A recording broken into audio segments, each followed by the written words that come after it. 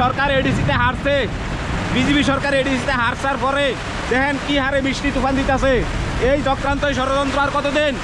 আমি স্পষ্ট করে দিতাম চাইতেছে, যদি বিজেপি সরকার শীঘ্রই এই বজ্রপাত, এই বৃষ্টি, এই হারে তুফান যদি বন্ধ না হয়, আমরা কিন্তু বৃহত্তর আন্দোলনে যাইতে সামিল হব। আমরা দেখেন কিভাবে বৃষ্টি তুফান দিতেছে, বাড়ি ঘর গাছপালা রাস্তা ভাড়া কিচ্ছু রাখছে না। এই যেন কন্টিনিউ অনবরত কালকে 2 দিন ধরে বৃষ্টি।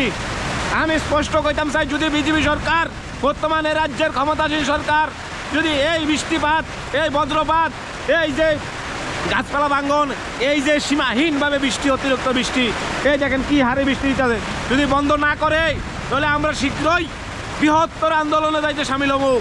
আমি স্পষ্ট করে যাই, আমরা স্পষ্ট করে যাই, এই ধরনের ষড়যন্ত্র করেছিরা, এই ধরনের অপবাদ দিয়েছিরা, এই ধরনের ইয়া করেছিরা, আমাদের এই যে লড়াই, আমার যে সংগ্রামের কোনোভাবেই চাপানো যাইবে না, রক্ষা করা যাইবে না।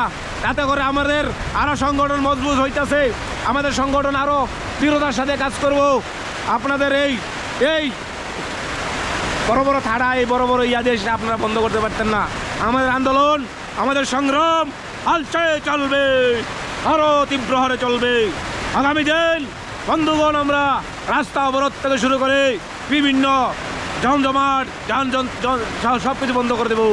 শীঘ্রই এই হুঁশিয়ারি দিতে চাই, এখন এই বৃষ্টি বাদল, এই তুফান, এই ছাড়া, এই বানচিরিক, এই বজ্রপাত বন্ধ করতে হবে। তা না হলে আমাদের আন্দোলন আরও বৃহত্তর থেকে বৃহত্তর যাবে।